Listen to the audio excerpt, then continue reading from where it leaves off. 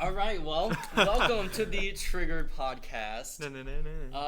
Extra. We have a guest, musical guest. Would you like his name? Wait, his name is Sam Vasco. Would you like to introduce yourself? What's up? I'm Sam Vasco. I'm just gonna say I am a singer-songwriter and the lead singer in the Sam Vasco band. So. Awesome. Do you have anything? Don't you have anything coming out tomorrow? Don't you have like a single? Yes, tomorrow we have our new single, our new summer single coming out. It's called "Ain't No Love in California." No, it's not. I don't think this will come out until like next week. So I can get it. Yeah, just say. Well, just. Yeah. We can get up that fast? Yeah. Wow. I mean, it's not. All right, whatever. We'll talk about it later. Okay. So, Sam Vasco, what instruments do you play? How many instruments do you play? Are you one of those like, I play 5 instruments, or you can just like pick up and or play you just stick to one guitar, or what do you do? I primarily play guitar. I started with classic guitar. I transitioned into lead.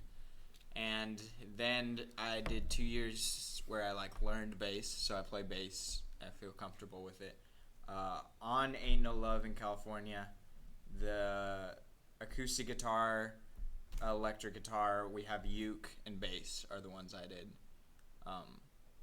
That's pretty much it with instruments I'm really comfortable with. So what kind of got you into, wanting to, whether it be sing or play instruments or whatever that be, kind of getting started into that? What kind of made you want to? I never had a doubt of what I wanted to do in my life. I always was really confident that I wanted to be in music, and I loved performing. For a while there, I thought that I had to do sound engineer because people told me that being a musician wasn't a obtainable goal. Mm-hmm. But eventually I realized that it's obtainable if I make it obtainable. Yeah, exactly. So, is it might be kind of a dumb question, but did you always want to be, in like a full kind of band, the kind of the style you have now, which if you haven't heard any of his stuff, look it up, it's awesome. Is it kind of like that kind of the style you always wanted to do? Kind of a weird question, I know. Yeah, well, in terms of style of music, it's changed a lot. Mm-hmm. I don't know, I like so many different kinds of music. What I've written has always reflected usually what I've started listening to at the time. So I've written a lot of stuff that I definitely can't pull off. But eventually I realized that the indie rock, maybe a little bit folky side is really, there's a market for it right now, and there's a market I have something to offer in. Yeah. I don't have something to offer in rap. I couldn't give something worth people's time. It's not that I don't enjoy it, it's just I can't give something worthwhile. Yeah, so it's kind of just it's big. Yeah. You enjoy it. Yeah, exactly. So I'm gonna do that. Yeah, that makes plenty of sense. So would you describe your genre indie rock? Yeah. Mainly, I've settled on that. That's your thing? Yeah, Okay. I've gone all around, but I think indie rock. No pop in it, or just indie rock straight up? I would say indie rock. There's a lot. It's hard. Pop changes so much based on our generation. Mm-hmm. If you had asked me 5 years ago, our music has nothing that would have reflected pop. But nowadays with, people like Ed Sheeran, who have more of an acoustic indie style to their pop, it's hard to define it. yeah, it's nowadays anything can kind of leak into that, poppy style of, music, like you mentioned Ed Sheeran, and as much as I can't stand him, kind of like Florida Georgia Line, and those kind of bands like that. That's where your mind went, right straight there. Oh gosh, I don't know why, but kind of those Florida people that Georgia Line? leak into multiple genres, which is good, Yeah. and kind of definitely. So I get that for sure. So you said you're a songwriter. Yes. What is your inspiration when you're writing a song? Is it just something you're sitting down one day and you get I'm gonna write this down, or kind of? I don't know. There's been a lot of different situations that have happened. Hiraeth was my first single. I wrote that as I was leaving Colombia, and just all the feelings of leaving the country I was from kind of flooded into a song. I wrote that song actually for a scholarship. I never actually intended to share it with people, but I had a producer that kind of took it on as his project.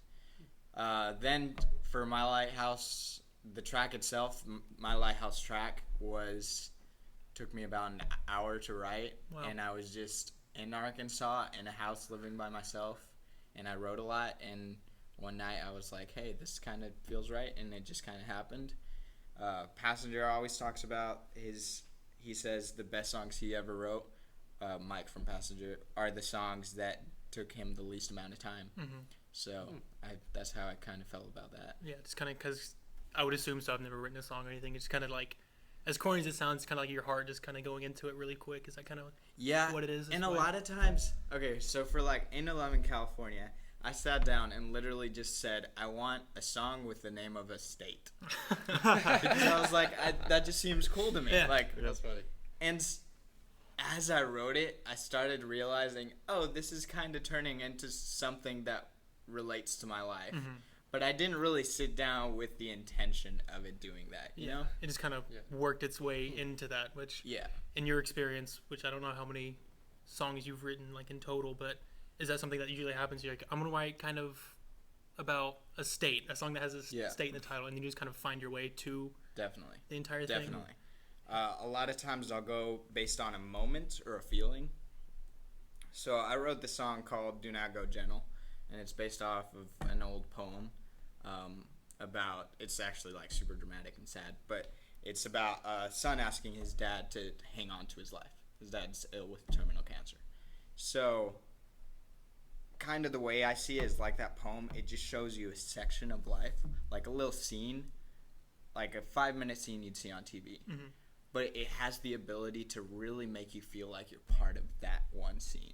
Yeah. So a lot of times when I'm going to write a song, I'll think of a scene or a feeling and think, how can I involve those people who are listening into my scene?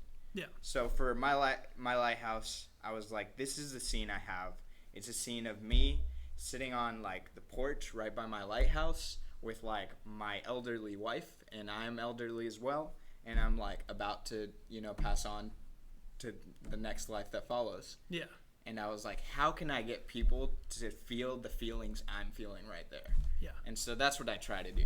Yeah, and that's really awesome to see because, like, nowadays, especially on, like, the radio and the, mainstream stuff, you see a lot of, like, meaningless lyrics and, kind of just jump. So it's really cool to see, not just you writing it about, like, a kind of like a window into your life or a feeling or whatever, but also you're trying to kind of make them be like, this is kind of how I feel and kind of like that. So it's really cool to see.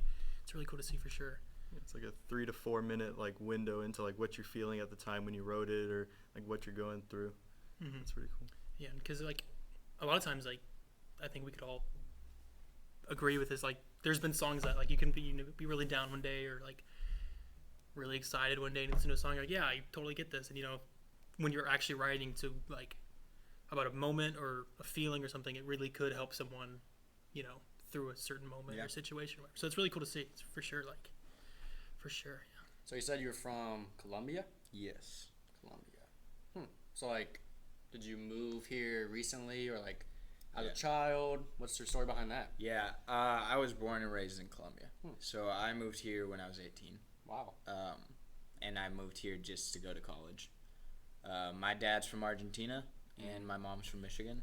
So, yeah, that's kind of how I grew up. That's how I learned English at a young age. I went to a school that was both English and Spanish, but my mom had to, like, fix what they were teaching me because I would have really weird English right now if I spoke like their English. Yeah. But, yeah, I grew up there, and I moved here. I knew that my career could take off here. I felt like it was the step I needed to take.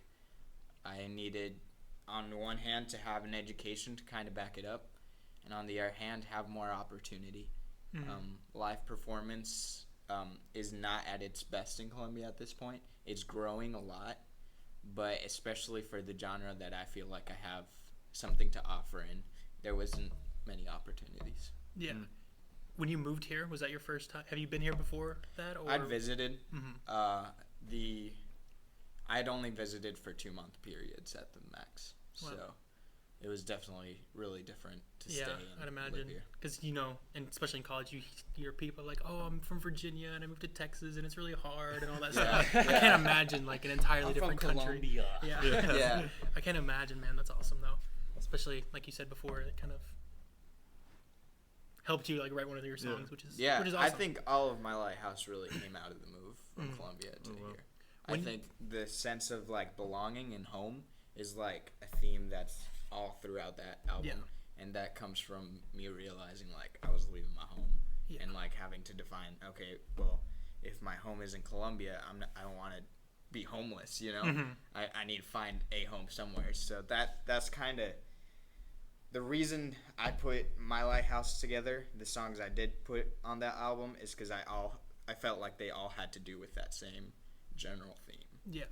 When you kind of, when you moved here, did you have the intention of being like, okay, I'm gonna write this about, which I guess, anyway, did you kind of write, trying to think of how to word this, I'm sorry, did you write a song on purpose back home? Like thinking about that theme? Kind of like, what made you want to write, like, or create this album? Okay. This album, I had written a lot of songs, and I picked out from those songs the ones to put on the album. I mean, they were very different situations. Like I said, here I was leaving Columbia. I wrote that song before I left Columbia. My Lighthouse I wrote a year after living in the U.S.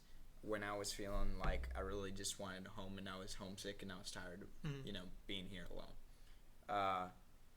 Sankova I wrote the summer, like, right after, and it was kind of me dealing with, like, I had a relationship in Colombia that I left, and it was me dealing through those emotions. So that was Sankova. And then, like, Ways of Freedom I wrote 6 years ago. Wow. And I revisited, but I was like, something about that song, I felt like it had the same theme. So they're really kind of all over the place. They were written at different times, but when I looked at all the songs I had, I felt like those went together. Yeah, for sure. Are there any songs like you have now that you could that you've written in the past, or however long it'd be, that you'd like to revisit, or is that just kind of one that kind of always stuck out? Yeah, that just kind of happens. This song when I wrote it, it was first of all, Ways of Freedom, I wrote it in a really, really hard time in my life. I was in a very destructive, almost at least verbally and emotionally abusive relationship, and mutually. And it was a song that it's probably the most raw song I have, because it was an expression of frustration. I didn't write it because I wanted to have a song. I wrote it because I needed some outlet. Yeah. Because it was a situation where, my parents didn't know, like, my friends didn't know. I was hiding it from everyone, so I needed an outlet. And this song was an outlet. But I remember at the time, I had to change the song because I didn't want anyone to think, oh, dang, he's, like, going through something. Like, I was like, okay, I'll just, like, warp the lyrics a little bit and make it a happier song. So when I revisited it, I was like, I tried to bring it back to what it was originally, how I wrote it as. Yeah. And kind of even though I'm at a much better place in my life, I can still look at that, and like I was talking about before, it's that little picture, that little scene of my life, of one event in my life. Yeah, and I think a lot of, really good songs that, you like listen to the song, like, man, this is great, and you kind of look into it. It's a lot of times it is the artist, it's as an outlet. So that's, because for me, like, I love music, obviously, a huge part of my life, but I have no idea about songwriting, no idea about, so it's really cool to see, like, hear, like, firsthand, like, how that's done, and it's really interesting. It's really interesting for sure. That's beautiful. Yeah.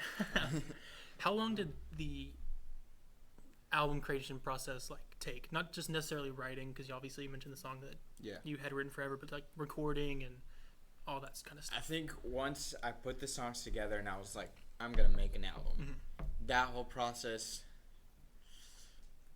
I started last summer, and that's when I wrote 2 of the songs, because I was like, I want 2 more songs for this album. Like, it doesn't feel right where it's at. And so that whole period of time was around 6 to 7 months, because I spent like 2 or 3 months finishing writing. And the thing is, with writing, you revisit it a lot. Yeah. You rarely. My Lighthouse is the only song that I wrote and I never changed, and that happens rarely. Usually I write it and then I have to usually I write 10-minute songs, and then I have to revisit it and see like, okay, where am I gonna like Yeah. write like Gosh. bring this down to like Yeah. 3 minutes because no one really wants to listen You to should a like 10-minute split it song. up in 3 songs. Yeah. One song. Huh. Would you ever put out a 10-minute song if it's just something that you Okay, I think we were kind of talking about this the other day, but if I got to a point where I had a solid income from music and like I had a little bit more liberty, I think I'd do a lot of weird stuff. Oh, for sure. You know? gotta do weird stuff because Yeah. like if you just stick to like I'm gonna do this, I'm gonna be really uniform. It's like that's cool and all, but like if you do weird stuff, people are gonna notice because no one Sam remembers. Vasco releases a 10-minute song. Yeah, Yeah. that'd What be is awesome. going on? Like, that's really cool. Like gosh, I mean, it makes me think of Mumford and Sons, and they go to South Africa and they're like put on a concert and they do this whole EP album and they're like, oh yeah, we wrote this yesterday. goodness. So that's the kind of like Wow. flexibility I want someday to be able to like, one of the things we've talked about is an instrumental. Mm-hmm. I started with classic guitar, so I've written a lot of instrumentals, but we've never really recorded those or gotten those produced because it's not our biggest interest point. Yeah. But if I had the flexibility and time and money, like I'd love to do those kind of projects. Like if you had obviously like you said flexibility and stuff, you'd absolutely put it like an entire instrumental album out just Yeah. to kind of Yeah. like instrumentals of your own stuff or Yeah. obviously your own stuff, but like for example like Sankofa instrumental or like entirely original. Entirely original. That's really interesting. I've never seen entirely original instrumentals from an artist who also has Like, music yeah. lyrics. That's what I think it'd be fun. Yeah, that's awesome. Yeah. But man, like writing a 10-minute song, I've tried to sit down and be like, I'm gonna write a song before, and I get like 3 sentences. And you write like a 10-minute song, and like, okay, I have too much. Yeah. Have you ever had written that song 10 minutes or whatever, and then been like, kind of what he mentioned, and you could put it into 2 songs, or is it just Yeah, always actually, I think it was Hiraeth that I put like 3 different songs together because when I addressed Hiraeth, it was different than any other song because I had the urgency of needing to write something, which I hadn't had before. And so I sat there and I was like, well, I have this kind of like melody I've been playing with and these lyrics, and then I just kind of threw it all together and it came out in like, first it was a 10-minute song, then it was like a 7-minute song, and I took it to a producer, a friend of mine, and he was like, yeah, that's not gonna, like, you have a lot of cool stuff, but It's you not need to gonna choose happen. one and like just go with one. So Hiraeth was like super, it still is a little bit eclectic, but yeah. Is that the It closest happens. song you've had to being long? Yeah, because I even used things that I didn't use in that song that I meant to use in that song in other songs. That's cool. You know, Yeah. like little melodies and things like that that were originally in that song. I used them for different songs. Awesome. So what is kind of like your inspiration behind like your genre that you chose? And because you mentioned Passenger earlier, is it stuff you grew up listening to that you were like, I really want to kind of emulate this in my music, or is it just kind of Yeah. The main thing I've tried to do is pick different things that different artists have going for them. What I mainly take from Passenger, and it's the reason he's kind of, I would say, my biggest influence, is the style of writing. He's very poetic. He's very lyric based. And one of the cool things I like, he released Whispers 2 back before his last album. And most of the songs are an acoustic guitar in his voice because he values the lyrics and the story, and he wanted that to stand out before, music. And I think that's a cool way to write. I think music, in our case, has a bigger role. But if we have that good of lyrics and put music to it, like, I think that's what we want to achieve. Yeah, because that's the kind of stuff that like really sticks around for a long time, like like the John Lennon type stuff and like similar guys to that, like you remember the songs that had nowadays terms, like the guys that have like a really cool beat and like, but the lyrics are, like I mentioned before, meaningless. But like that stuff will be like, oh, that was a cool phase, but then we'll really remember like Yeah. like I said, John Lennon and Passenger and all those kind of like true lyricists is what you really sticks with you and you remember. Yeah. So it's a really cool trait for sure. So do you have anything in the future coming up? Like, I know that's long. That's like a very vague question, but like, do you plan on making another album next year? Like, is that way too? You're not. Even I'm thinking always no. I do. Yeah. I always think a step ahead. So I wrote Ain't No Love, and we kind of worked on this. As I was working on this, I wrote another song that we're possibly going to do as another single release this semester, just to keep people engaged. And then my goal is by spring of next year, so in about a year, we're going to have another at least EP album release. Is it gonna be one of those like you release like 2 singles the rest of this year, and then like put those 2 singles on your next EP? It'll depend. Something like that. Like, you know It'll how people depend. do it nowadays. Honestly, like you said, like nowadays, the music industry in that regard is a lot different than it used to be. Yeah. It used to be you release a 12-track album. That's it. But like, I remember when Ed Sheeran was releasing Divide, he literally like released a song every 2 weeks. Yeah. And then I hate released that. Divide. Like, It was really one maybe 2 is okay. But like, yeah. you have like 4 singles, 5 singles, and it's like half your album. It's like, Yeah. So on that like vibe, what I was thinking is doing singles just so people can stay engaged with our music and stay liking it, and then do an album completely new of something they haven't heard. Yeah. That's good. I like that. How did you get involved, like, with your producer, or find that? I produce my own album, Okay, but we have a recording engineer. gotcha. And I met him through DBU. He did a great job in my Lighthouse.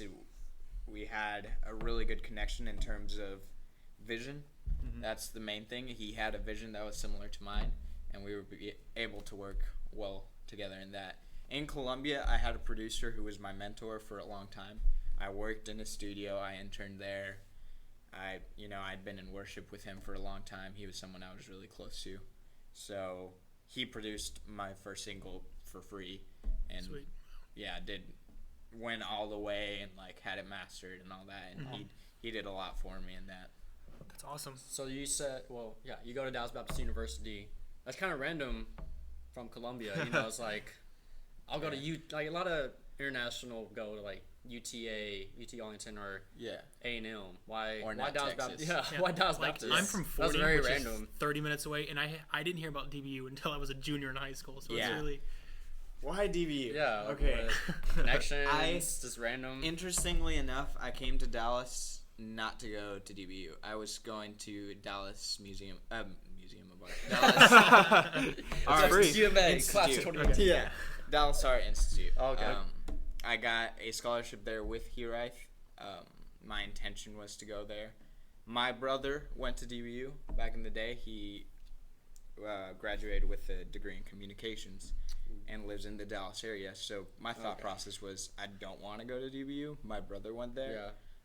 But I want to be in like the Dallas area. It's close to him. Like I'll at least have family. And so I got here in the summer. I visited. It's a great school. I don't want to like trash the school. Yeah. But since it's such a big chain of schools, different locations have different emphasis. So even though they offer the same programs for each location, some locations focus a little bit more on their music side or their fashion side or, their culinary side. And just the one in Dallas has a little bit more of an emphasis on the culinary side. At least it did, 2 years ago. Now they might This have Dallas grown Art a lot. Institute thing? Yeah. Okay. You don't want to be a chef? No, know? I don't. Is that something like when you got there, you figured that out, or did you kind of know that going in? I didn't know that until I got there. Oh. That's awful. Yeah, I visited, and they have a great studio and a great setup, but they only have one, and it might have just been a matter of impression, but all the people that like talked to me were all trying to convince me to change my major. And I thought that was really odd. Like they were like trying to get me into video. Just And before I'm you like, were I there? love video, but like that's not what I do. Yeah. And they were like talking to me, trying to change my major, and it just seemed really odd to me. that's right off the bat trying to get you to like, hey, you should change your major. Yeah, that day I visited. It was like Yo, you were tour just thing. visiting. You weren't even like. Yeah, well, no, I was supposed to like register and everything Yeah. that day, but I visited it, and it was like they were having a tour that day, so they were like, "Oh, just join with the tour." And they had me set up cameras, and like, this is a camera stand, and like, how does this work? And like, first of all, I already knew that, like, Yeah. I'm not incompetent. And second of all, I was like, this is not making me feel really good about my major. Like, Yeah. this isn't even like close. So, Wow. yeah, that was kind of what happened. In the course of a month, no, it was less. In the course of a week, I applied to DBU. I was originally just going to work for a while and probably go to SCAD, which I got accepted there too. I just wasn't going to go. Mm-hmm. So I applied just because someone asked me to, and my sister-in-law came here, and so she was trying to get me in there. I applied, got accepted, applied to the music program with a terrible tryout that I did not practice for, Yeah. and somehow got in. And it just seemed like God-led decision. So Yeah, for sure. That's awesome. Like, I sorry to keep going back to that, but that's interesting that like on a visit they're like, hey, do this. That's stuff you probably know and you don't need to know for your major. And like, why didn't they have any professors from the music program talk to me? That was so weird to me. It was just a bunch of like either video or culinary arts, and like none of the music ones were talking to me or were there. Did you go on the wrong day? Or I mean, it might just be that, and Weird. I might be the way that like God used Yeah. to get me to go to where He wanted me to go. You Yeah. know, that's the way I so- see it now. Yeah. Because I don't want to trash the school. They probably have a great music program, great professors, Yeah. Great setup. The day I went, it just didn't click with me. Super. Anyway, so you've mentioned like Passenger a few times, Ed Sheeran. Like, super basic question, but if you could play with anyone like in the music industry, alive or dead, we can say, who would you? Alive or dead? Would you- It's so much. Okay, just alive. Okay, just alive. Anything. Oh, okay. Anyone ever. Anyone that has existed. Or will exist. Just alive. Just alive. Assad. I would. This is a very like easy answer, but I would Really? definitely love to perform with Coldplay. Yeah. In terms of performance, I think they're one of the best bands ever to perform on a stage. Yeah. Because of their stage presence, because of their quality, comparing their stage quality to their album quality, Mhm. and their showmanship and their setup and their lights and their Yeah. everything Yeah. in a Coldplay concert is pretty amazing. Yeah, it's like So- a real performance instead of Exactly. just going up there and playing music. Yeah, and it's cool because they kind of balance the bridge between like, hey, we're a band and we play like a band would play, Mhm. and like we're, Katy Perry. Yeah. To where like Katy Yeah. Perry has a great showmanship, but you don't really get the band Yeah. aspect. But with Coldplay, you kind of get the like best of both Mhm. worlds. Is that something you want? Because I've been to one of your shows. It was at Six Flags. It was awesome. Like, is that something you want to kind of move towards, the more like kind Showmanship of like, with the kind of like band. performance Yeah. and just Man, I'm passionate about music, but I love performing. yeah. Like, I just love performing. I love I think more than sales and t-shirts and CDs and stuff like that, which we have to do because I have to pay rent. But more than anything, what I'd like to sell is a moment in time. Yeah. I want people to be in that moment with me and enjoy a concert, Yeah. And it sounds really like basic and simple, No. but I would lay down a lot more money. I did to go watch Passenger at House of Blues than I would to buy a T-shirt. Yeah. Why? Because he gave me something special in that moment that I do remember, Yeah. and it was cool for me. So I'm all about experience. Yeah. Yeah, I- I'd say that's where you probably get like a lot more of like long-term fans, or Yeah. instead of just someone who like listens to you every now and then on Spotify, that'll be someone who like has like a connection with monthly you. listener. Definitely. Yeah, a monthly listener on Spotify. Yeah.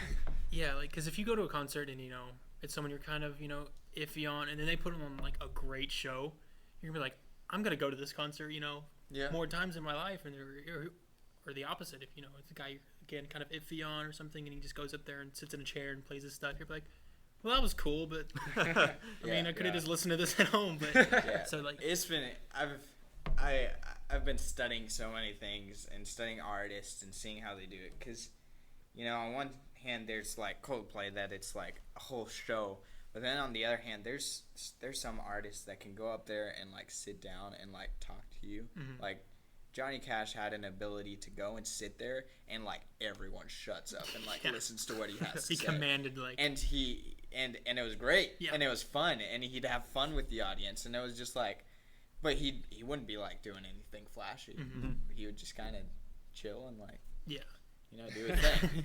So you kind of want the mixture of that at your shows. I think especially at this point, because we are low budget and we do play shows in really sketchy places. And but I still want people to go and just kind of be like captivated of that moment and want to be in that moment with me. Yeah, and especially like to keep kind of reiterating, it's like a really personal moment, like especially when the band's small and the fans you have now, like as you guys grow with you and like see that you still like are the same band and the same people, but you're also like get to do more performance wise because you have the money to do it. It would be really cool to see kind of the growth concert wise. Does that make sense? Yeah, I feel like I'm rambling, but like no, I go with you. yeah. So who did you like?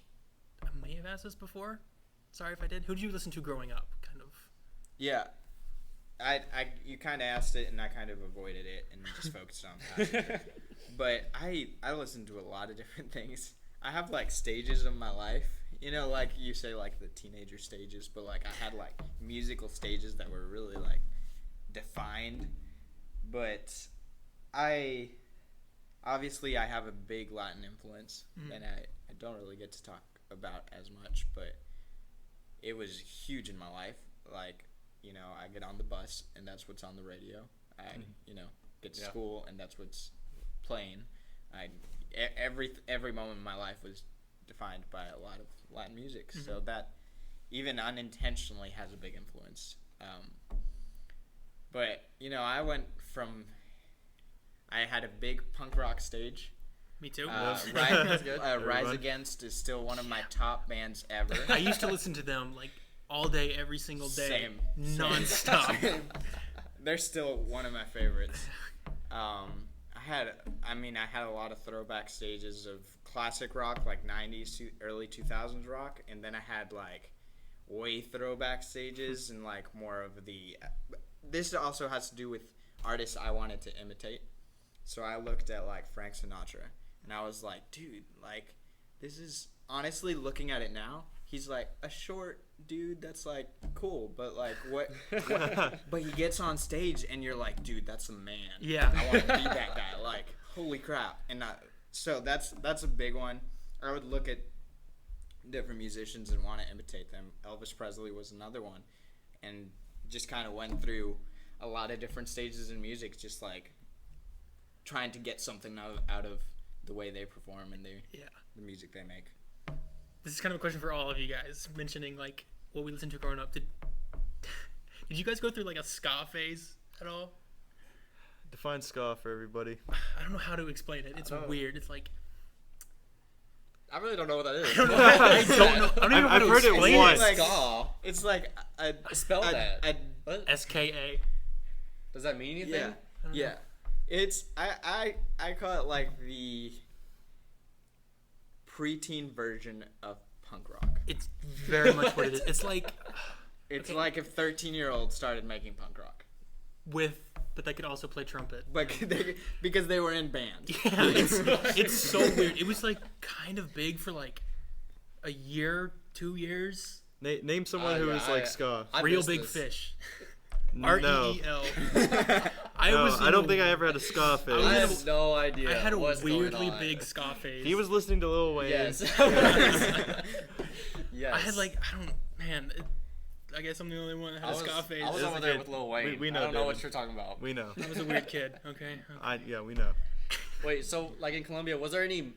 This might be dumb, but like, was there any mainstream music around? Yeah. We definitely got everything in the pop genre. Is it as big? Like, is it pretty big over there? Like, Yeah. Yeah. Everything like I said, everything in the pop genre. What they don't have is they don't have indie rock. At least mainstream. They don't have folk. Because here, folk came in, like 2005? I don't know. I'm kind of guessing. Pretty probably recently. late. Probably more like 2008, 2010. Yeah. And, like, took the U.S. by storm. Like, people are, like, that was the start of, like, hipsters, like, was folk music. Yeah.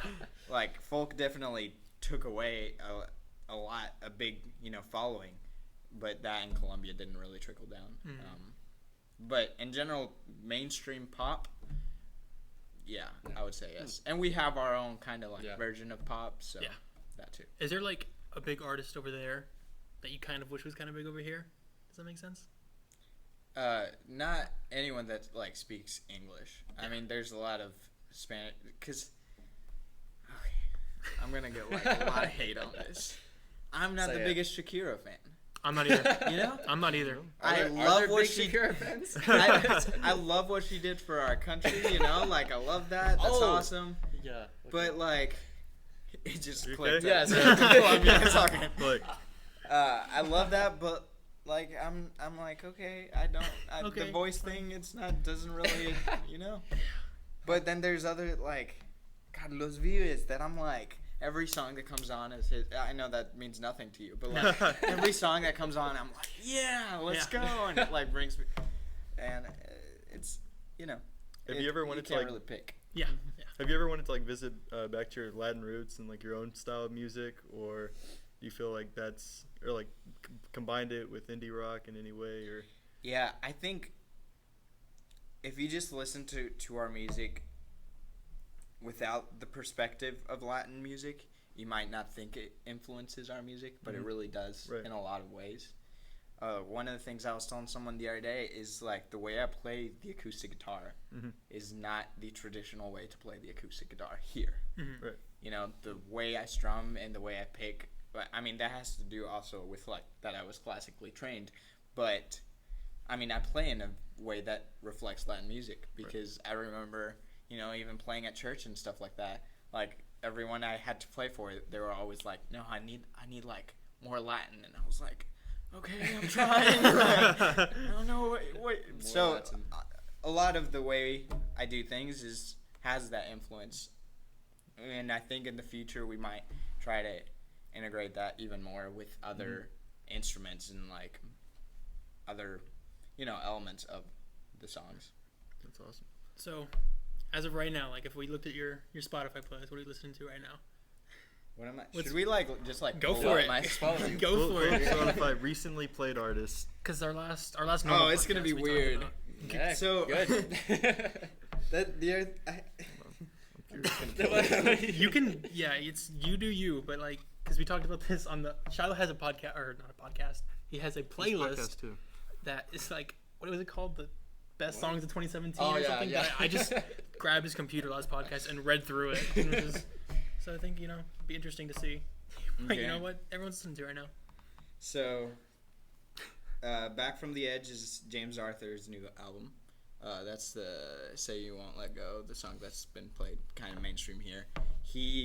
I am a huge fan of his. He's still just barely catching on in the U.S. He was already big in Europe, but he's just now catching on. I think he's touring with, like, I don't know, some band. But he's in the U.S. right now. Yeah. I have the La La Land soundtrack. Okay. Love it.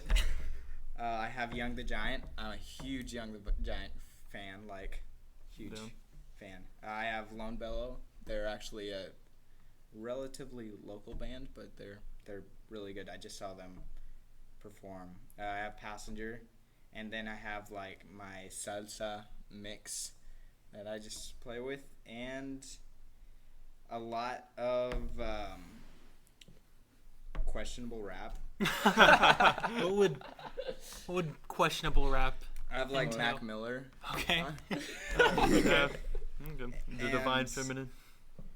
Or are you older Mac? Yeah. I'm not gonna get into that. We're not gonna go into Mac Miller right now. Wait, go into this. Welcome to the Mac Miller podcast. And like Chance the Rapper, which is I don't think sketchy, but No. That's also like my cleaning music. If I'm cleaning my apartment, everyone's like got it just cleaning gets music. really like rap. You know, that's just like, I need to clean with it. I don't know. So me and Shiloh are like Funny. big hip hop fans, rap fans. Are you a fan of like kind of like the newer stuff, or do you like kind of like the old school style stuff, Outkast, those kind of guys, or are you just kind of more? There was a time that I was like old school, like you said, Outkast, and I remember it because I was really like a butthurt fan kind of thing. Like, man, music nowadays, hip hop now, Oh, like, yeah. took a wrong turn. That's me right now. Yeah. I'm not even gonna lie. But I think I honestly kind of grew out of that. There's things, I mean, I also love gospel, so I like this new kind of wave coming in of reintegrating gospel and hip hop music. So It's really interesting that because like Chance the Rapper kind of is bringing that kind of gospel influence into rap. It's super because like if you just think about it, you're like you think that's two like opposite spectrums. Yeah. But a lot of times there is, So it's cool to see that. On the Thailand mission trip, we this girl showed us gospel trap. Oh, Yeah, it's very interesting. Very That's interesting. something you would like look on YouTube, like Yeah, no, gospel just trap being- instrumental. being I wasn't for it, but they were having a good time. I was not. you need to look up Brass Tracks. They're an instrumental band. I think they're like mostly all DJs, but they do like all brass remixes and songs. Wow. And it Interesting. has that kind of like gospel / I don't know, electronic music, but it's so good. Is it one of those things like you didn't expect to be good, and then you Yeah. listen to it, and you're like, why My- is this good? My roommate walked in one day and he was like, "You need to listen to this," and I was like, "What the heck? An instrumental brass DJ? Like what?" I didn't know that was a thing. That sounds like absolutely ridiculous. Just but hearing it. it's Sounds amazing. made up. It's It amazing. does sound made up. We're gonna Google it later. It's not gonna be a thing. He's just Yeah. messing with Yeah. us. That sounds pretty fun though. Gospel trap. Yeah, no, I'll show you later. But Gospel trap. You don't Was there have like to. any gospel songs that you recognized that were trapped? I'll have to show Was you. it- Was it like remixes Yeah. of actual gospel no, songs? no, it was its own thing. But I was surprised and wanted it to end. Sam, if But- you got on the Twitters one day and you saw Sankofa trap remix, how would that make you feel? I think that'd be kind of cool. Like Yeah, just to like hear it. that'd be so. You know what would suck though is if they like make a really like weird trap remix of a song and it gets like wildly popular, and I'm like, well, That's that's how- cool. how I you wrote know. a completely Like, different song, that's- but you know, That's whatever. my song. I'll take like some money, you know. Yeah. Just a little bit, please. Yeah, that's the biggest Like- fear. As like someone that's not an artist musically, it would be so weird to me for someone to cover my song, like not like in a like a, it's mine, don't play it kind of way, but just like in a wow, they really want to kind of do that. Like just a random. Yeah. person Is it cover. weird to you to like when like people are like, oh, this was awesome, or like Yeah, I used to play with a guitarist called Emilio. He's in Houston right now.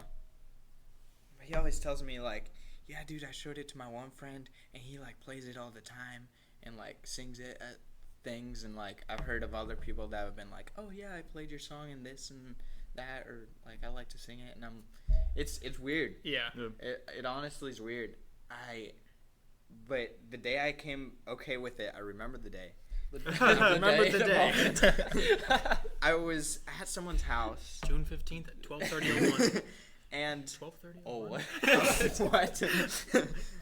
I was at someone's house and they said they'd listened to Here I. This is before the album came out, and she started telling me what she thought it was about, and she told me a little bit about her story and like her family, and she wasn't a believer, and a lot of the not even undertone, but a lot of the message in Here I is about my relationship with Christ and the fact that I hope to one we heard that. That was my stomach. I hope to one day like be in heaven, and I look forward to that day, and I know that that's my home. So that was kind of the message in that. And she just came up to me and she was like, "This is what I think the song is about. I want you to like hear me out." And it was like something completely different from what I wrote, but she made it personal to her family and to her like life and what she was going through. And I realized, like, the whole point of this is not just me. Mm-hmm. Like, if it was just me, I wouldn't sell it. You know, I wouldn't put it on Spotify. I wouldn't put it out there. But the idea is that people can grab that and make it their own. You want to make it specific enough to where it's real, but general enough to where it can be applied to other people's life. Mm-hmm. So, like, I think it's awesome if someone wants to cover my song and put their meaning into it and put their heart into it. Like, that's great. That means the song has value. Exactly. Yeah. Yeah. So you said like that song is kind of about your relationship with Christ and stuff, and like a lot of undertones. Is that something you want to kind of bring out more, or kind of keep it still, kind of I don't in know. there? That's hard. I never intend or never want to say that my relationship with the Lord is hidden, and I don't feel like I've been that way. But at the same time, like I said, I want my music to be relatable. I want someone to listen to it and be like, well, maybe that part, like, I don't know what's going on there, but like, they can listen to Sankofa and be like, no, I identify with like leaving a girlfriend or like a significant other. And when it has those mentions of Christ, maybe they don't understand that or don't identify with it, but the song itself they can identify with. Yeah. So that's why I try to balance the message. The other thing is, like I said, I'm a follower of Christ. He is my sustainer. He is my life. He's my mission. He's everything to me. So inevitably, my music will radiate from that. I mean, the Holy Spirit is in me. I'm confident in that. So no matter what I write, I believe firmly that God's going to radiate through that. Yeah. And so if it's a slight kind of mention here and there, or if it's like my Lighthouse that kind of makes a big allusion to living with Christ, like I say, no shame in life, no fear in death. Like, it's pretty clear what I'm talking about, you know?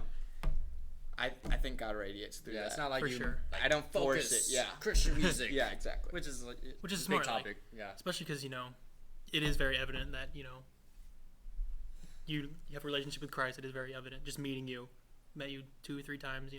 It's very evident, and especially in your music, you can't hear a lot of times. I don't know if it's just because I am also a believer, but you hear those undertones, like, yeah, that makes sense, and someone else could hear it, and it's a very good way to kind of And if that. they don't get it, like, it gives me a chance to talk about it. Exactly. Yeah, And that's awesome to me. for sure. They can still listen to your music. Yeah, exactly. It's not like worship music where like, oh no, I don't believe Yeah. this, so I'm not going to listen to this. But yeah, Exactly. you can still reach people. It's very cool. So you are a humble kid, yeah. But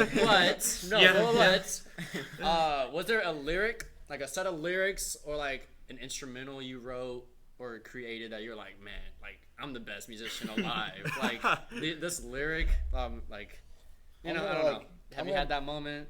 I want to balance this out with like saying, like, for example, Cruel Love is probably our most like popular song. People like that song. Yeah. I am not proud of that song. I Really? didn't write that song and sit back like, dang, this is a good song. Yeah. I was like, this song's message is the dumbest thing I've ever Really? Like, I'm pretty much just like Cruel mad Love at is- an ex-girlfriend. Like, that's what that song is. And I'm like, that's so shallow. Yeah. But I mean, it was where I was at. Yeah, But- I mean, it's y'all's like mainstream pop, Yeah. catchy song. Exactly. Which is always good. And Ain't No Love is a lot like that. Yeah. It's like, oh, I'm kind of mad and have feelings, and I'm just gonna kind of word Yeah, I mean, vomit them sometimes out. those are the best songs. And if you do it in a Some fun people- way, I mean, Exactly. One person asked me one time, and I was like, it's like making a fun breakup song. Yeah. So it's like taking something heavy and making it light. But anyways, that being said, I was proud when I wrote My Lighthouse because I'm not forcefully trying to be humble, but I don't think I can take credit for writing that song. I think God inspires and God often just works through. And the fact that that song didn't take any time to write, to me, that's more of a revelation that that's not a song that I entirely wrote. Yeah. It's the Holy Spirit speaks a lot better than me and is a lot more poetic than me and a lot more creative than me. So I feel like I have to rely on it pretty heavily. Yeah. You said on Cruel Love you're not really proud of that song. Are you kind of like a perfectionist with what you create, kind of a? Yeah, I think this wouldn't really work out if I wasn't. That's fair. Yeah. Especially on the musical side. That's why I enjoy producing my own albums because I get to like have a heavy hand on the creative side and like really be involved in it. But it's hard. Music, I think perfectionism is kind of a weird balance when it comes to music, because on one side you want like everything to be perfect, and on the other side you're sitting there like, I've recorded this solo 50 times, we've been here 2 hours, and I'm tired and my fingers hurt. Yeah. Like Ain't No Love in California, I recorded that solo, like it took us 2 hours, and I like didn't prepare for it. I just showed up and was like, okay, I'm gonna try to solo, and we kept going over and over and over. I was like, it's not perfect, and then eventually I was like, screw it, it's okay. I relate to that, so because I want to get into film and acting. Like, I cannot watch my own stuff at all because I'm like, it bugs the because I'm always like, I could do that better, I could do this better, and like it's like kind of like a gift and a curse being a perfectionist, because for me, I can't I've never been to the point where I'm like, whatever, just put it out there. I'm always just like, I'm gonna hold on to this for as long as I can and keep doing it, which is awful. Yeah. But yeah. I think I've said this to you, but like I feel like if you made it instrumental, like if there's one thing it would not be wrong, released. You would like just like erase the whole I'd get rid of it. instrumental. I'd get rid of the entire thing. Oh my god, it's awful. No evidence it happened. Yeah. Every time anyone asks me, like, what are you talking about? That's not a thing. I never made a song. What? Our first podcast. Oh my gosh. So like, me and Blake, probably about a year ago, before this podcast even like was thought of, we tried to make this podcast. Got me. Without Shiloh. We needed Shiloh. We went I could've done to it. Guitar Center to look for some mics. We were gonna record, so they didn't have any. They had some at Guitar Center, but they were kind of expensive, and we didn't want to buy them. So we went to Toys R Us. Toys R Us. And we bought like 2 karaoke mics. Very Yeah, bad. because like Very Guitar cheap. Center, Toys R Us. Toys R Us. Yeah, that's the next step. Toys R Us was literally across. Here's how much Toys. They have mics at Toys R Us. It was across the street. I wouldn't think Toys R Us equals mics, you know? It was across the street, and we were like, "Let's go check there," and that's as much On effort we second put thought, into I it. don't know why we thought that, but anyway, we got 2 mics, like karaoke mics. Like, quality was probably terrible. No, it was terrible. Yeah. We go to Blake's house. And we're like, okay, we're gonna record this kind of like a sports podcast. We're just gonna talk about this. And my friend Levin, like, shout out to Levin. Poor guy had to listen to us record this podcast. It was awful. Like, What made it awful? Like were y'all We having, were not like, prepared at all. 2-minute pauses or like. Just, well, it was. It doesn't exist anymore. Long Yeah, story it doesn't short. exist anymore. Unless Levin like hit it somewhere. And it's for the that'd better. be awesome. But yeah. No. No, that will never be heard by Yeah. anyone. Hopefully this is. Yeah, that was our worst one. Significantly the worst one. We're getting better every time. It gets better every time. Yeah. So kind of in that vein of us making that awful. Segue. Have you had a song like where you just write or you've done and you're like, I don't like this? Oh yeah, I've had so many. I've written full songs, and like I'll write them at like 2 a.m. and be like, okay, I'm gonna check this out in the morning, and I check it out in the morning, and I was like, what? Like what the heck? Oh man, I had a stage where I was like, I'm gonna write every song on the uke, and it's gonna be great. It's gonna be like cool, like beachy, like this is gonna be awesome. They were trash, and yeah, no one's gonna ever hear them, and I'm sorry to whoever had to. I have a few select group of friends that often get a lot of my songs, and they will lovingly tell me that I think that one's missing something, and that means trash it. Yeah. Like move on. Back So to the drawing is it board. like when you go to your old Facebook and you get an old post, you're like, why did I think that was smart? Why did I do that? You ever look at an Oh, old yeah. song and you're Oh. like, what am I doing? And especially like my teenager years, I had some like overly emotional, like angsty songs, and it gives me, it's painful. It's painful. I have I wrote raps back in the day. Yeah. I have so like sometimes like you said like 2:30 at night, like okay, the ideas for like a movie short or something, and I'll text my friend Mike. I'll kind of text him the idea, and like I'll be like, this is great, this is gonna be fantastic. And the one I was most excited about, it was like 4:30 at night, I couldn't sleep, and like I just got this idea to make a Pinocchio movie about where this dude, he's That's like it. he's like Pinocchio. 14, 15 years old, probably a little older, I don't know, it's not important. He's like dating this girl, and they're like at his house, at her house, looking at baby pictures, and then he realizes I don't have any baby pictures.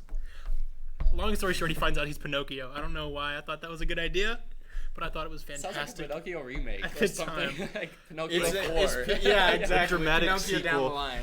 Because like I was thinking about how in the cartoon, I can't remember the dude's Oh name. yeah, because Geppetto, Geppetto- he made him and he was already like 8. He was like 8 years old. Yeah. He's gonna show up to like church one day, and they're like, "Where did this child come from? Why is he here?" And that child's probably gonna get taken away from him. Cause I would have never thought about that at 2:30 at night. it was 4:30. So 4:30. Okay, at night. that's what- then you would have. Yeah, No, there we go. makes sense. So like, what other like very basic question? I've already started. What other media stuff are you into? Like film, shorts, cartoons. Cartoons. Yeah. Yeah. I would say I'm more interested on the art side when it comes to in music I get interested more in the pop and the artistic side of music, but when it comes to other media I'm more interested in the more artistic side, if that makes sense. Yeah. So I do like photography especially a lot. That's my brother's a photographer. I think it's a big interest of mine. I've always enjoyed kind of combining those, and film, especially independent film, interests me a lot. But you can kind of see the passion and Yeah, exactly. yeah, because there's a lot of I think at least there's a lot of parallels between music industry and film industry, as in like a lot of times you see the smaller independent guys, a lot of passion. You're like, why aren't these like bigger and like it's and harder? I think it's the same. We have the same goal. yeah. Like when I talk about giving a story in a little bit of time, like that's the same goal. A short film, like what are they trying to do? They're trying to use a really short amount of time to get you feeling the feelings of characters on screen. Yeah, because something we talked about on the last kind of podcast, we talked to Lumos, which is filmmakers that I work with sometimes, is like you're really trying to get the viewer to feel something, and it's the same thing with music. I feel it's like you're trying to get the listener to feel something. Yeah. It's just a different outlet. Exactly, a different outlet. And like also something we talked about was like movies would be like nothing without music. I don't know if you've ever gone on YouTube. I don't know why you would Google it, look this up, and you're like movies without music or movies without sound effects. It's weird. It sounds it looks awful, and like so yeah. There's definitely A lot. parallels. Yeah. Anything else, guys? How long are we doing this, by the way? It's at 57 minutes. Yeah. Well, Wait. I have a question. Is there anything in the music industry that like just triggers you? Oh or yeah. Just like we gotta get it triggered. makes you like mad?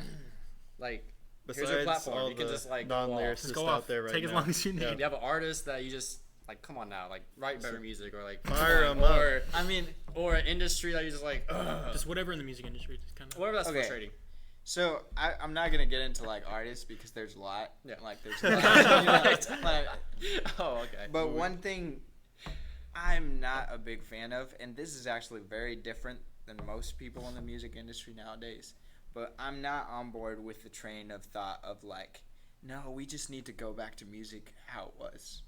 And like I get what they're trying to say, but like 10, the whole like 15 music was better back Yeah. in the day. Yeah. 10, 15, 20 years ago. Yeah. We have a guy over there sleeping. Oh, you will go. No, you don't. Okay. Anyway, sorry. Go ahead. The big thing is like 10, 15, 20 years ago Yeah. when you Music could used to just be so good. sell an album, and I do enjoy that, and that was a cool stage, but we're not there anymore. Yeah. Music is free. Mm-hmm. That's where we're at. Mm-hmm. And rather than complaining about that fact, like thrive in it.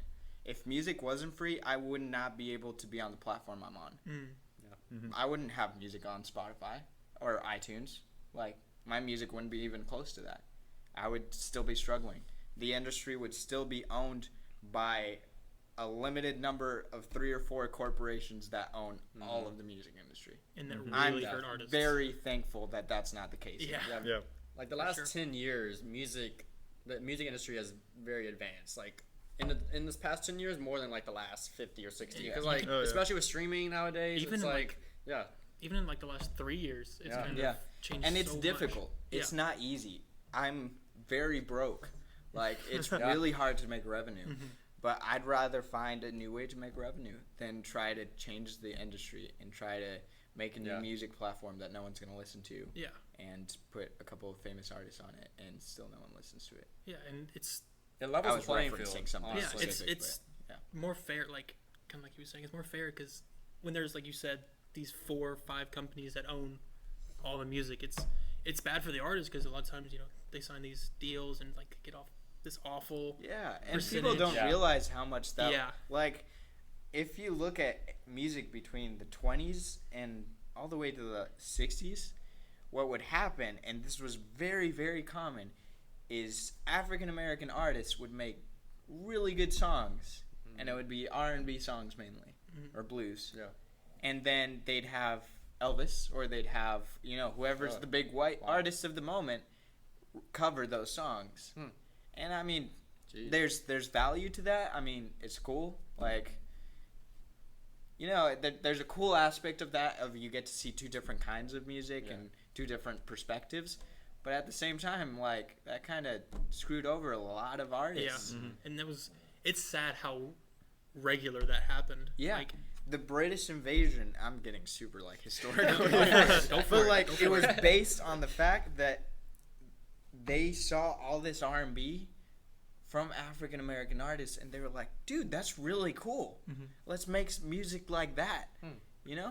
The Beatles was based on that. It was taking that music, seeing that kind of music, and being like, oh, cool, let's do something like that.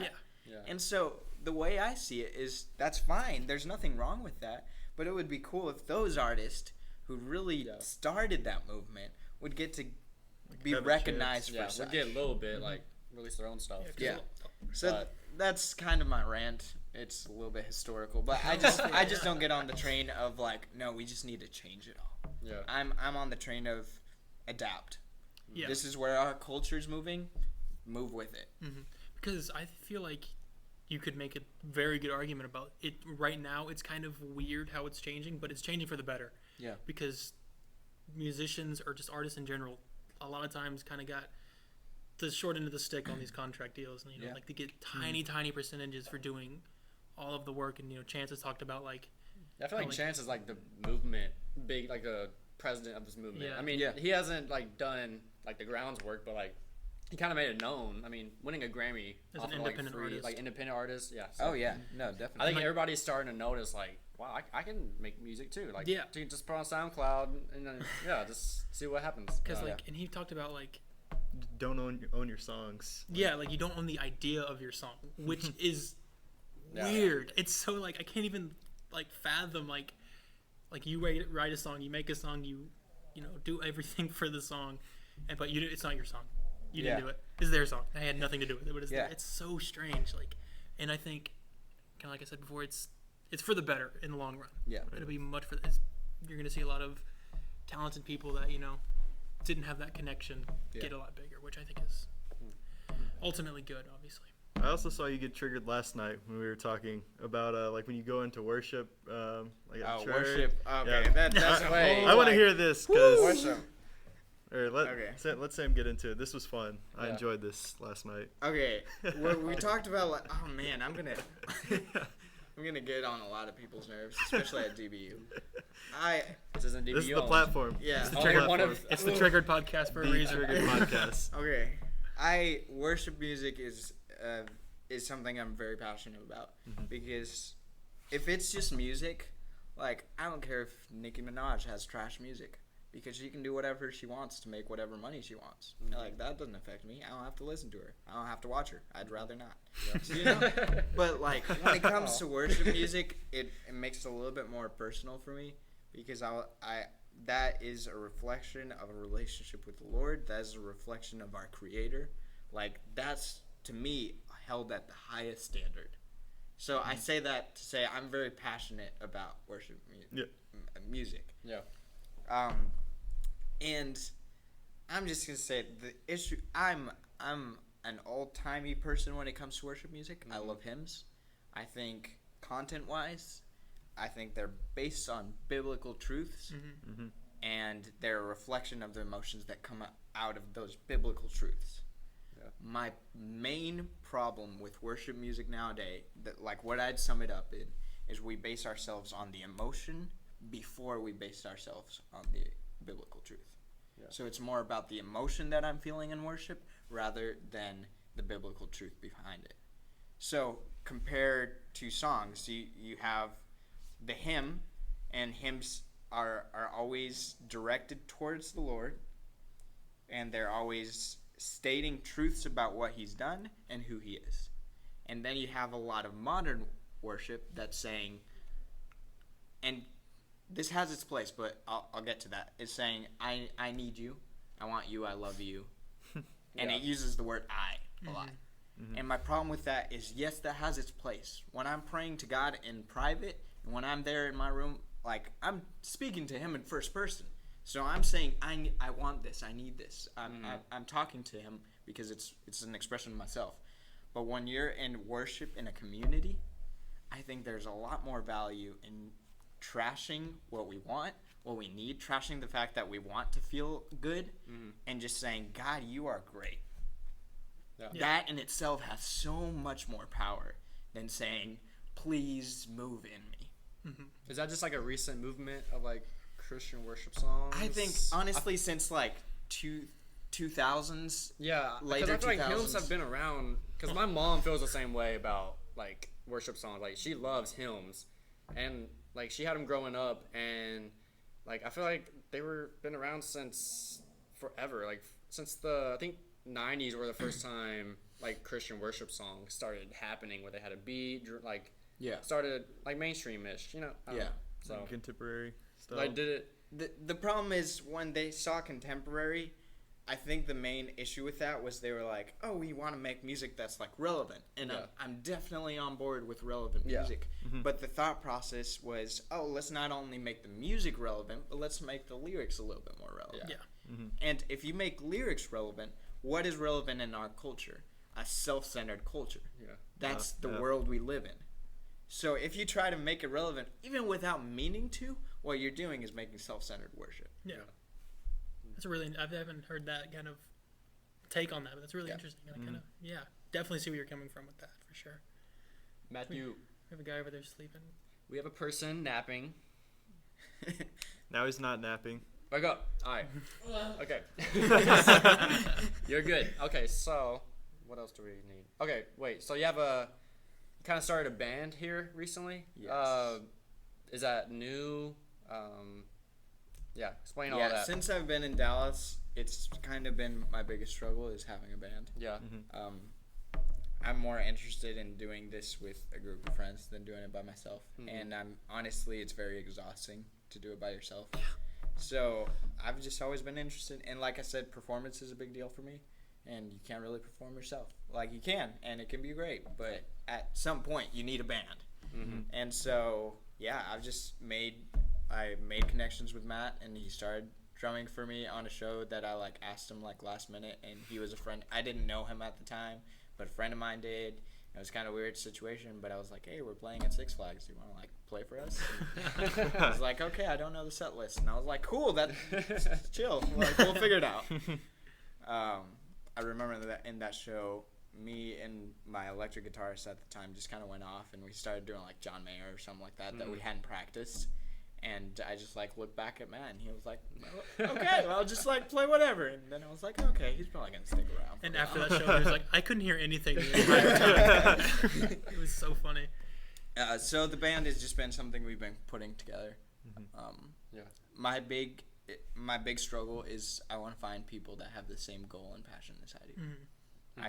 I have a lot of instrumentalists. I can contact a lot of instrumentalists, and if it's paid, they will come. But I want someone that's willing to give of themselves to make this project happen. Yeah. And that's hard to find. Yeah, and we're still looking. Because if they still have that same passion, they'll obviously be willing to do those. Yeah, what are their low what are their paying, names? Take the steps it takes to get there. Shout out their names. So right now, it's myself, it's Matt, and it's Trevor Cadet. Matt and Trevor. Cool. Trevor's my roommate. He plays piano. He's out for the summer, unfortunately, because he's traveling and stuff like that. But he's someone that has expressed the desire to be committed. So what else are you looking to add? We're looking to add especially a lead guitarist. It's hard for me to do. I can't do both. So especially lead guitarist. We have, and a bassist that would be willing to do full time. Our main need right now is lead guitarist because we have a lot of bassist friends that are willing to do a lot of shows. They're just not. They can't commit on the long run, which I understand that. So the main need right now is lead guitarist. If anyone knows anything, you're right there. He's got anything? Is there anything else? I appreciate your fingernails, by the way, with the longer, because my brother-in-law plays guitar, and I don't know, been so fascinated by it. Like growing fingernails on this hand and not on the other I'm glad hand, you like know? know because Yeah. a lot of people just kind of stare at it Yeah. and they're like, "That's really weird." It has a reason. So anytime it comes up, I'm like, "It's guitar." Yeah. You're just like, I'm not weird. I didn't just forget Please. a hand. you forget one hand. He's like going through, and you're like, Gosh dang it. What? Again. this game's happening. That would be a problem. That would definitely be a problem. Yeah. Any other questions? Anything else you wanna Anything plug? else you want to shout out? Yeah. Main thing is check out our new single. I don't know if y'all are posting this like later or We'll if see. you can post like a section. It would be that come tomorrow night. Tomorrow night. Today's Thursday. Yes. Tomorrow night. Tomorrow Friday night. We're playing at the Ridgely Theater in Fort Worth. It's gonna be an awesome show. What's today, the 8th? 7th, 7th. I don't know. 7th, 8th. It's Today's the the 8th. 8th. So tomorrow the 9th. June 9th. Do you have any other We- future concerts happening? Yes, we're playing Shout out all also July 1st. We're playing at Dirty 30. Okay. We're playing this weekend. We have 3 gigs, so you can make it to one of them. So June 9th, which is tomorrow, Ridgely Theater in Fort Worth. It's Okay. gonna be our single release. The single is gonna go up on iTunes, Spotify, and all that. Okay. And then 3 awesome opening bands, and we're headlining the show. Mhm. Then the next day we're playing at noon. We're playing at a festival, June the 10th Dog at noon? Festival in Midlothian at Lighthouse Coffee Shop. So Okay. that's gonna be awesome. And then we're playing that evening in Perk Coffee Shop in Nice. Dallas. Sweet. So Exhausting Um, weekend. it Sounds is. like fun, though. My voice is Well, gonna socials you got? Social medias you wanna? Yes. Follow us on Instagram. We just created a new band page for our Instagram, so it's the Sam Vasco Band. Okay. Or follow my personal page is Sam Vasco Official. Follow us on Facebook, Sam Vasco. We post constantly, and we'll be posting all our shows and our schedule and our music. And in the future, this is kind of the first time we've announced this, but we will have a music video for Ain't No Love in California. Yeah, so sweet. that's exciting. When is So that? follow When is us. that? Do you think is going to come out? The It's music gonna video? come out probably roughly in I would say a month. Okay. That's on the safe side. It Yeah. might be sooner, but All right. Yeah. So, thank you for Yeah. coming thank on you for here. coming. Yeah. Yeah. Thanks a lot. Check Appreciate him it. out. Seriously, I highly enjoy his stuff. You can clearly, if you listen, you see his passion. Awesome dude. He Thank you knows guys his for. things. He knows his stuff. He knows his stuff. Thank you guys for Thanks. watching / listening. Thank you guys. Thank you. Thank you. Thank you. Thank Boom. you.